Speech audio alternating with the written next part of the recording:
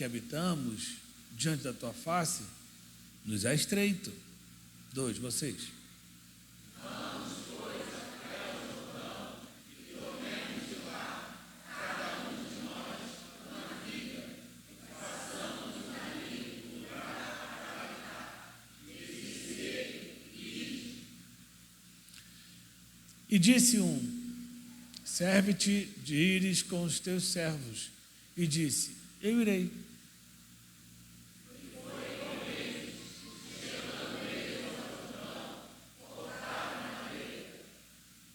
E sucedeu que, derrubando um deles uma viga, o ferro caiu na água e clamou e disse, ai meu Senhor, ele era emprestado.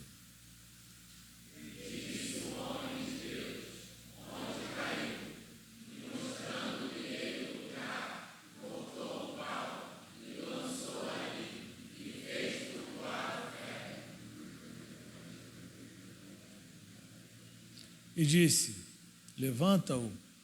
Então ele estendeu a sua mão e o tomou. Tome assento.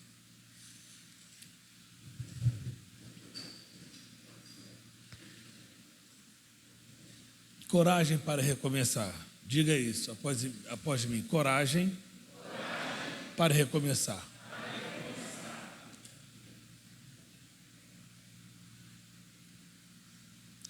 Tomamos como tema para 2026 na nossa igreja essa frase: coragem para recomeçar. Porque preciso ter coragem para recomeçar. Dependendo do recomeço que você terá que fazer, é doloroso. Vou dar um exemplo. Alguém que tem uma vida de fazer musculação. Se ele para por muito tempo, quando ele vai voltar, ele vai sentir dores intermináveis. Por quê? Simples. O corpo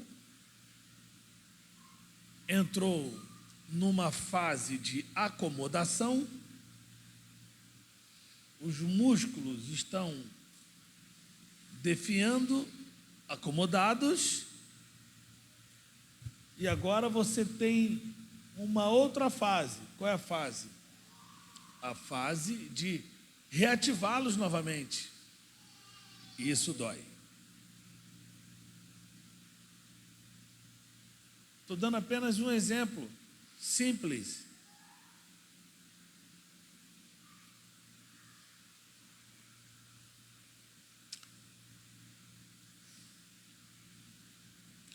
Eu tenho aqui construtores. Francisco, Alex, são construtores.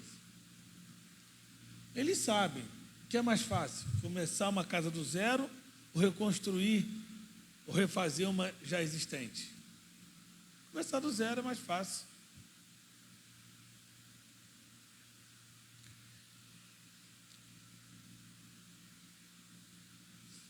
Então eu quero, nessa noite, pensar com vocês sobre esse texto,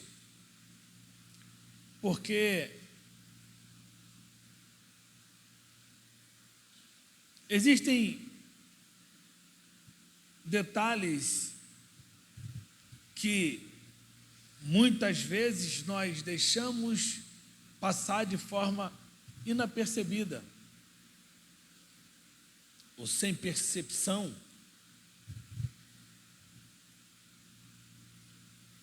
E eu quero aqui nessa noite, eu entendo que o Espírito me conduziu para esse texto, porque eu estava lá no Novo Testamento, preparando algo, e veio esse texto no meu coração, do livro de 2 Reis, versículo 6, falando sobre esse episódio. A primeira coisa que me chama a atenção aqui, no versículo Primeiro, é que eles perceberam que o lugar que eles estavam, ele se tornou inadequado. Porque você está num ambiente em que um fica amontoado em cima do outro, você perde uma coisa chamada conforto. E a ausência de conforto tira de você uma coisa chamada atenção. Porque você está incomodado. O incômodo mexe com a sua atenção. E nesse caso, de forma bem específica, Guilherme, eles chamam o profeta Eliseu e demonstram para o profeta Eliseu a necessidade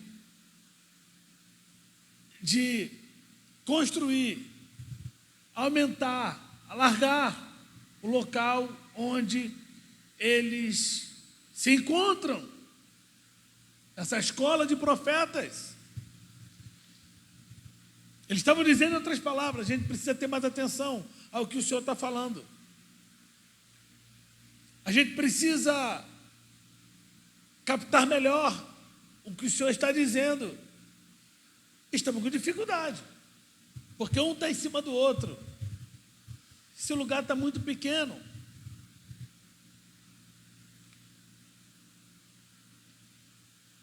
O profeta, o professor, o líder, entende que os argumentos, ora trazidos, são palatáveis, são factíveis. Então, vamos fazer. Aí vem o versículo 2, que diz, vamos, pois, até o Jordão e tomemos de lá, cada um de nós, uma viga. Novamente agora entra esse cara chamado Jordão. Jordão novamente está no cenário. Se você for no capítulo 5, você vai ver também que Jordão está no cenário. No capítulo 5 do segundo livro dos Reis, quando o profeta Eliseu diz para Naamã, lança 7 vezes no Rio Jordão e ficarás limpo.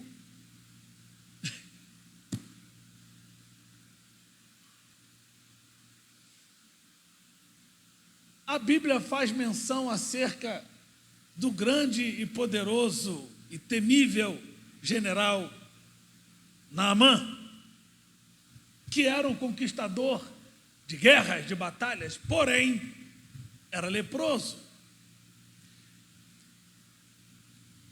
E o Espírito de Deus, Deus é tão maravilhoso, que na casa do general Naamã tinha uma jovem, uma adolescente, olha aí, adolescente. Tinha uma adolescente, repita, uma adolescente, que ela não estava lá, ela não estava na casa do general como uma pessoa, como é que se fala? Convidada. Ela não era convidada.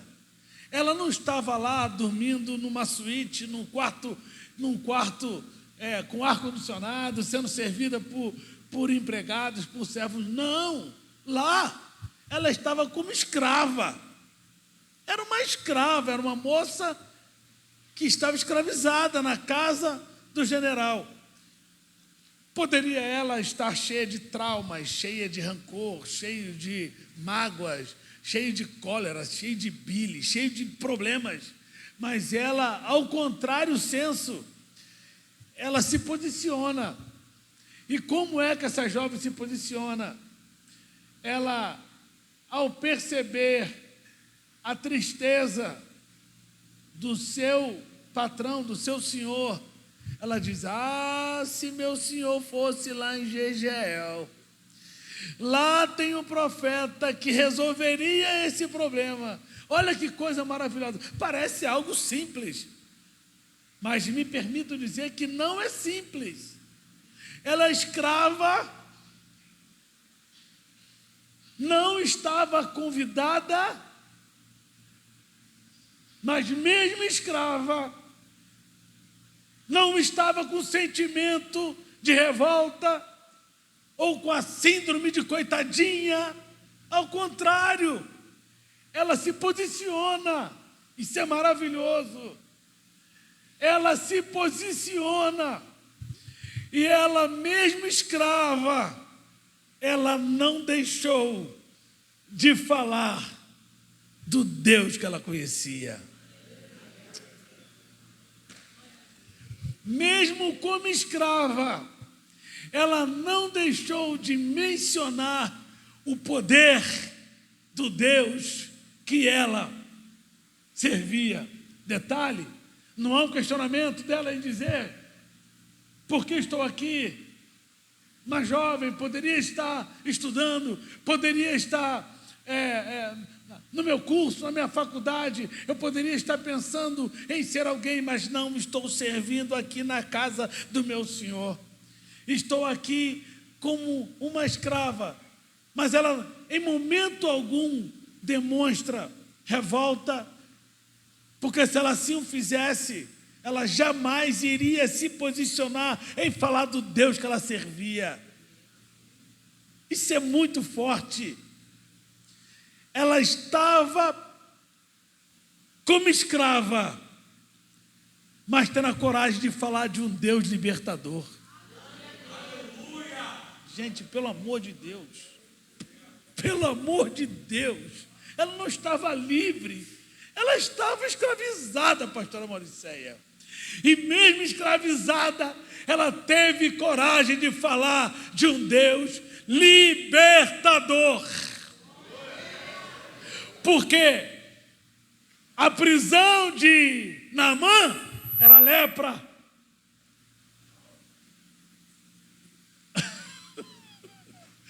A prisão de Naamã era lepra. E ela estava dizendo: eu sirvo um Deus que tem condições de te libertar dessa lepra, lhe trazer liberdade.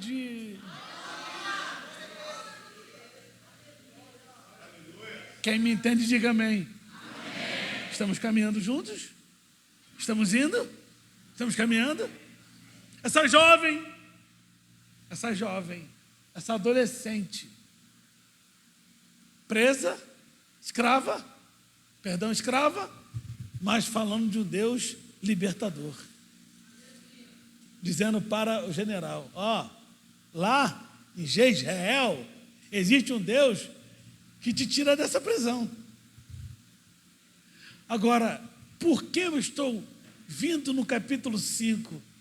Pastor, o senhor leu o capítulo 6, mas por que o senhor está voltando no capítulo 5? Só para mostrar para você um pequeno segredo, um pequeno detalhe. Alguém aqui pode me dizer qual era o nome dessa moça? Graziano, tem o nome dela? Os eruditos dessa igreja têm o nome dessa moça? Tem, pastor Peter? Tem, pastor Marlon? O nome dessa moça? Tem, pastor Aju? Tem o nome dessa moça? Tem, Tainara, o nome dessa moça? Tem, Samuel, o nome dessa moça? Olha que Deus tremendo. Olha que Deus poderoso. Olha que Deus grandioso. Essa menina, ela não está sendo conhecida pelo seu nome ou pelo seu sobrenome, mas pelos seus feitos. Caramba! Que é isso, pastor Marcelo? O Espírito Santo não revelou o nome dela. O nome dela não está na Bíblia. Sabe por quê? Sabe por quê? Posso dizer? Posso dizer? Porque essa menina, ela representa cada um de nós que estamos aqui essa noite. Tudo que Deus quer é que você, quando estiver em aperto, numa situação contrária, numa circunstância que você não deu causa, Deus não quer que você fique com cara de choro ou desesperado. Deus quer que você se levanta e diga: o Espírito do Senhor está sobre mim, pois Ele me trouxe para trazer liberdade aos cativos. Quantos me entendem, diga amém. Vocês estão me entendendo mesmo? Muito bem.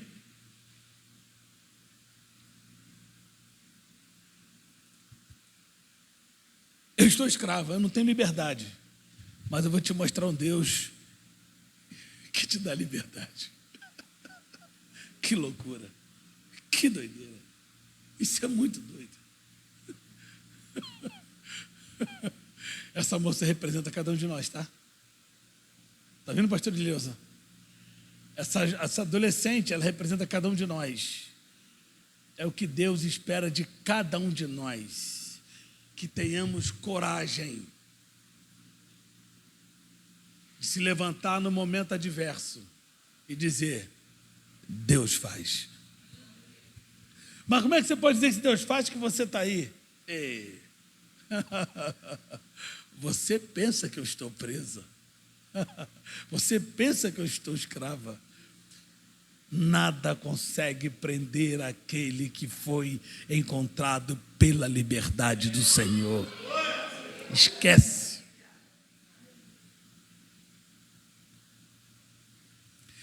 Aí aconteceu um episódio nesse capítulo 6, Daniel, que me fez refletir.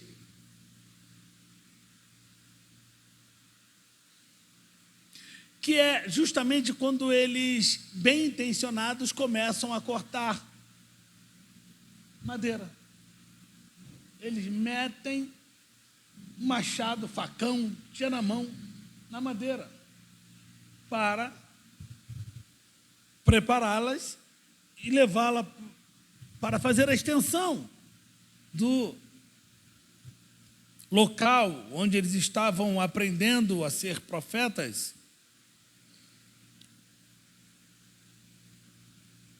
E diz no versículo 5: sucedeu que, derrubando um deles uma viga, o ferro caiu. O ferro caiu? O ferro caiu? Você pode falar com um pouquinho com mais impetuosidade? O ferro caiu? Na água. E o que esse aprendiz de profeta fez? Diga, clamou. Não, diga melhor, clamou. A situação dele era tão grave que ele não pede, ele clama. Guardem isso. A situação que ele estava vivendo ali era tão complicada que ele não pede, ele clama. E toda vez que vocês virem alguém na Bíblia clamando, é porque a necessidade é muito grande. O desespero é grande. Bartimeu clamou. A mulher Cirofenícia clamou.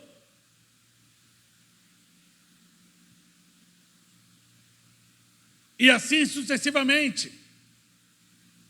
Tantos clamaram. E esse jovem clama.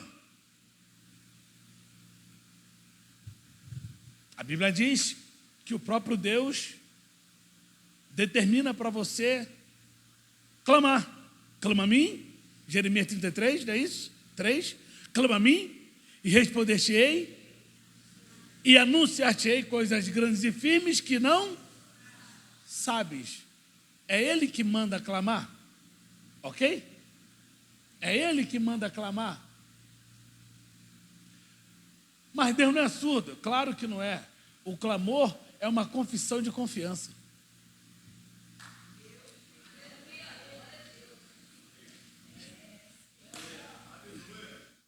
Pelo amor de Deus. O clamor é uma confissão de confiança. Quando você clama porque tu sabe que vai ter resposta. Ué? Jesus, filho de Davi, tenha compaixão de mim. Ele não está falando baixo, não. Ele estava falando baixo, não, ele estava clamando. Clamar no original é falar em alta voz. Jesus, filho da minha, tem compaixão.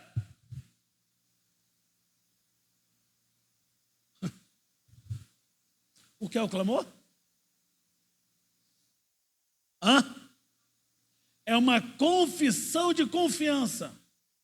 Você não está clamando ao léu, nem ao vento. Você está clamando a quem pode resolver. Ele está dizendo, clama a mim, eu posso resolver. Confissão de confiança. Clama a mim, eu tenho para resolver. Clama a mim, eu mudo a tua história. Clama a mim, eu trago à existência o que não existe. Clama a mim, eu abro a porta que estava trancada. Clama a mim, eu trago a filha que está lá fora. Clama a mim, eu trago o filho que está lá fora. Clama a mim, eu trago o homem que está lá fora. Clama a mim, eu trago a mulher que está lá fora. O que é um clamor? É uma confissão de? Essa definição foi o Espírito que me deu, tá? Eu não estou com sermão nenhum aqui. Estou sem sermão aqui. Ó. Estou indo conduzido pelo Espírito. Então você tem uma chave. Me pergunta, qual a chave, pastor? Clamor.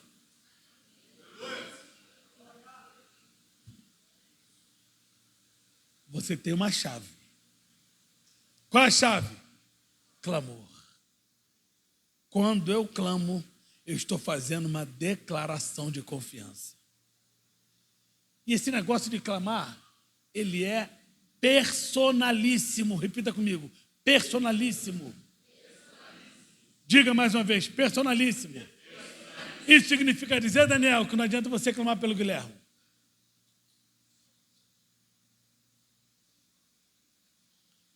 O clamor é personalíssimo. O que significa dizer, pastor? Cada um clame por si. Por quê, pastor? Porque só você sabe a extensão da sua dor ou a extensão da sua necessidade. Eu posso até ver o que você está passando, mas quem sabe o que você está passando é você.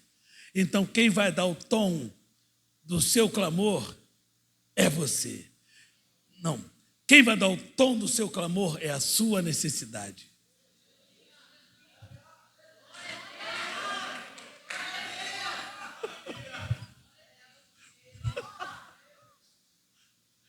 E esse jovem aqui, aprendiz de profeta, não perde tempo.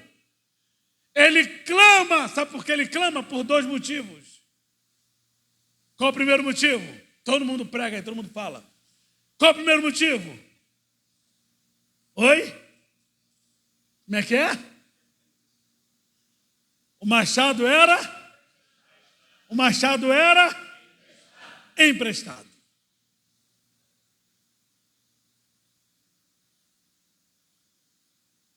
Mas tem um segundo motivo. E qual é o segundo motivo? É que o machado era de ferro.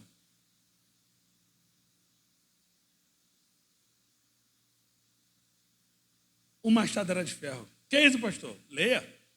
O ferro caiu. Versículo 5. O ferro caiu.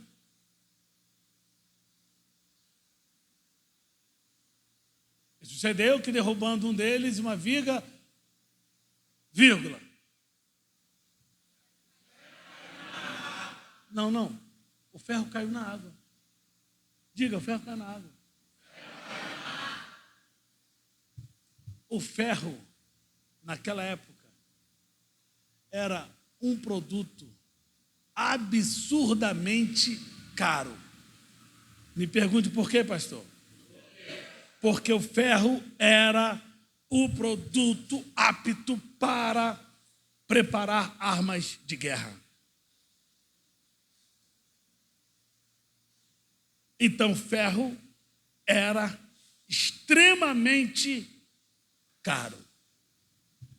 Então ele estava com dois problemas. O primeiro, que não era dele. Se não fosse dele, mas fosse barato, está resolvido. Não teria problema nenhum. Ou não é assim? Você tomou um prejuízo com um negócio simples. Foi. Vou devolver, não tem problema.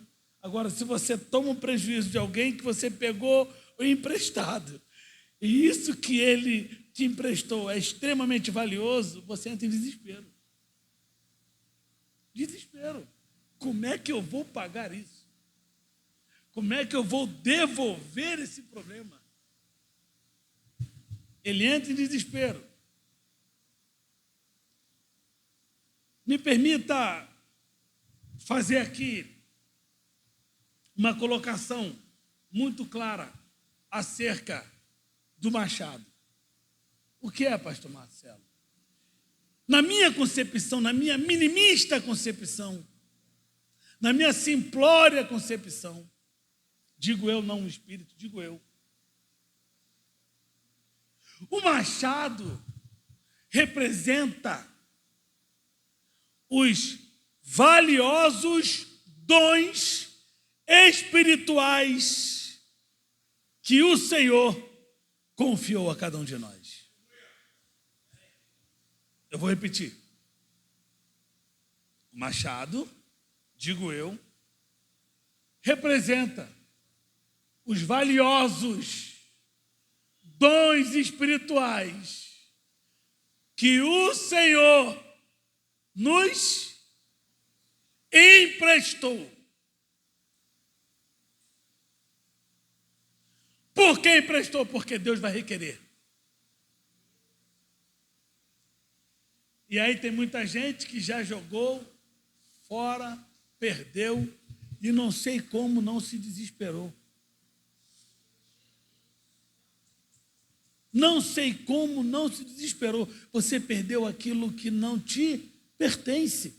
E de uma valiosidade incrível. Porque os dons de Deus não se perdem com o tempo. É o contrário. Os dons de Deus remetem o homem para que outros sejam salvos. Olha o que é isso. Olha o que é isso. Eu não quero falar aqui dom da profecia, dom de orar, dom de curar. Eu não quero falar disso. Porque o que mais importa para mim e para você é ter consciência que o Senhor nos entregou. Marlon falou aqui uma vez que o Senhor nos entregou, que eu também vos ensinei. Ele nos entregou, mas Ele não nos deu, Ele nos emprestou. Agora, os dons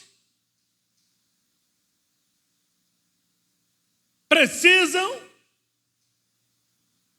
ser ou serem recuperados.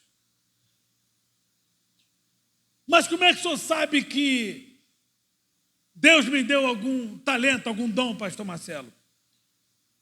2 Timóteo. Segunda carta de Paulo ao seu verdadeiro filho na fé, Timóteo. 1:6. Leiam.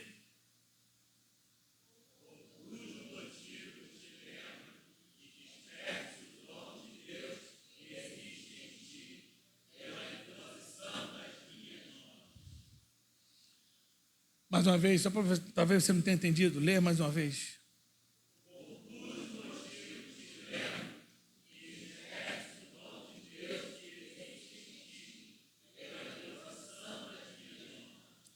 Será que alguém aqui acredita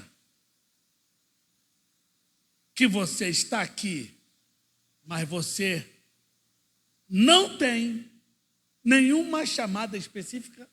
Não tem nenhum dom? Será que alguém acredita nisso? Eu estou no meio, mas eu não sei por que estou, não sei por que...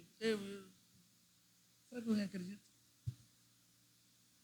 Não, eu quero te dar essa oportunidade, eu quero que você seja honesta. Você acredita nisso? que, ainda que você esteja na igreja há tanto tempo, você não sabe, você não tem. Tem alguém aqui? Nesse culto da palavra, culto intimista da palavra, tem alguém? Tem alguém? Que bom que não tem, mas se tivesse, não teria nenhum problema. Porque eu pedi um dos pastores para ir até você, colocar a mão na sua cabeça e dizer: receba o dom do Espírito Santo. Está resolvido. Olha lá. Lê mais uma vez.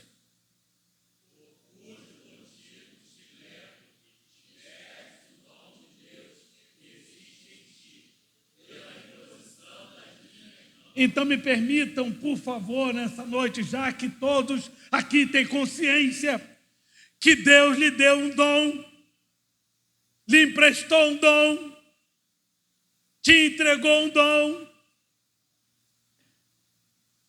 Está aí.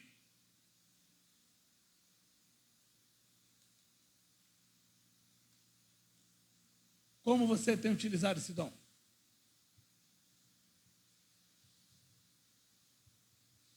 Qual é o seu nível de produção espiritual com esse dom?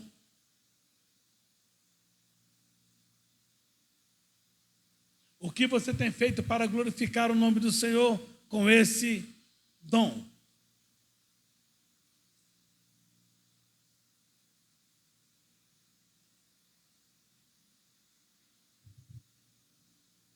Esse silêncio é ensurdecedor.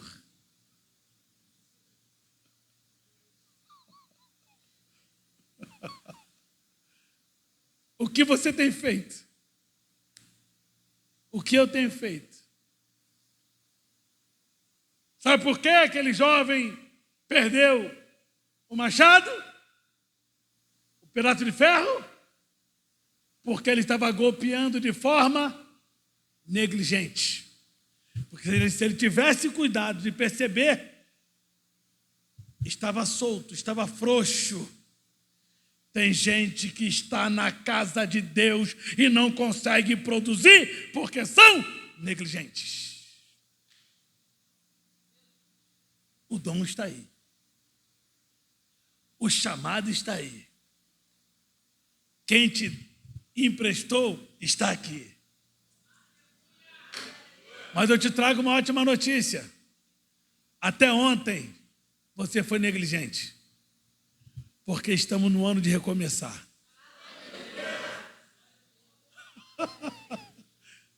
Nós estamos no ano de recomeçar. Então, a negligência que tanto te dominava não vai mais. Porque você agora vai ter cuidado com o dom que Deus te deu. Deus te deu. Deus te deu. Deus te deu. Deus te deu. Esse menino, aprendiz de profeta, ele é um exemplo. Ele perde, mas ele não se vê arrogante, não se vê indiferente e não se vê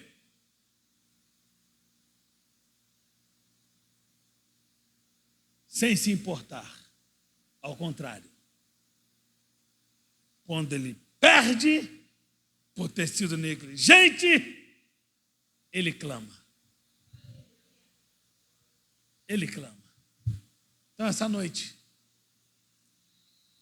eu estou falando aqui talvez para uma ou duas pessoas, não sei. Eu não sei. De repente, estou falando para duas pessoas.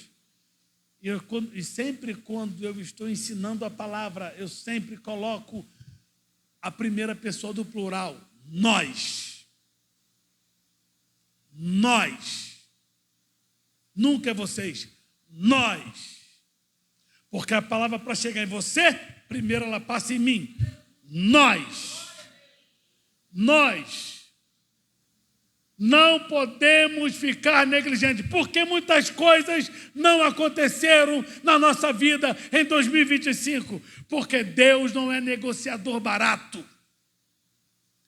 Se formos negligentes, esqueça o favor de Deus. Esqueça a providência de Deus. Esqueça a bênção do Senhor. Mas se fizermos como esse moço fez, clamou. Clamar é o quê?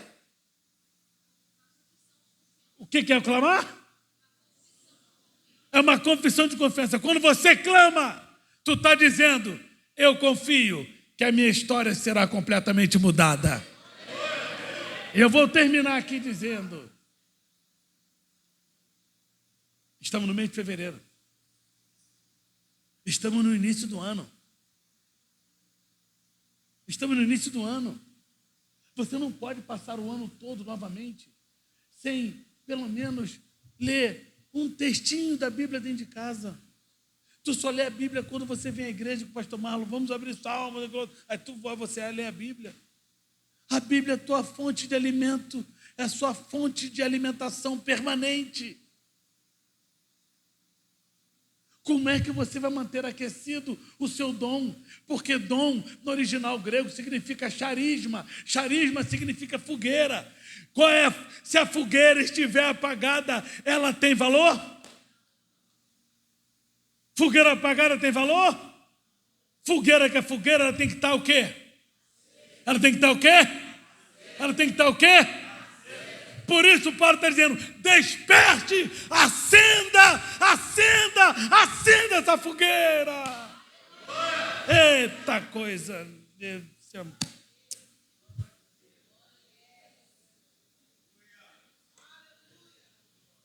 Quer deixar de receber? Continue negligente. Deus não é negociador barato. Quer deixar de receber? Quer ficar patinando espiritualmente? Continue negligente. A Bíblia diz o seguinte, ai daquele que fizer a minha obra, relaxadamente. Esse menino estava relaxado. Ele estava relaxado, por isso que ele perdeu o machado. Só que eu vou clamar. Eu vou clamar. Porque o clamor é uma confissão de confiança. Eu estou confiando. Eu estou confiando que a minha vida vai mudar. Estou profetizando, eu estou confiando que a minha história vai mudar. Eu estou confiando que semana que vem, daqui a um mês, aquilo que estava completamente perdido vai chegar nas minhas mãos.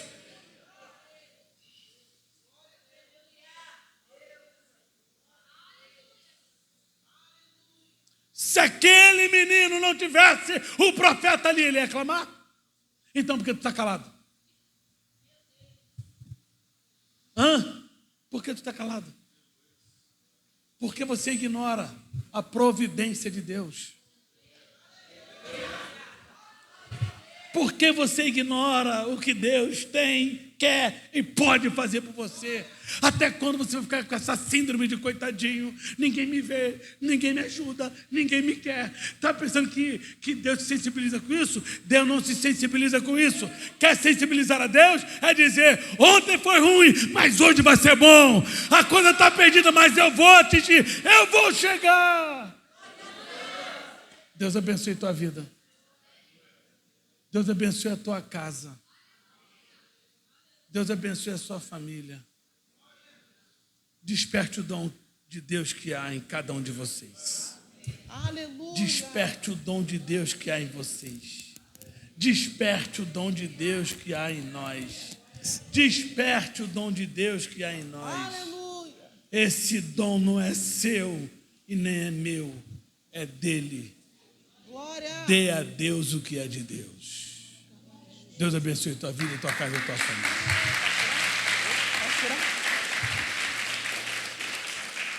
We speak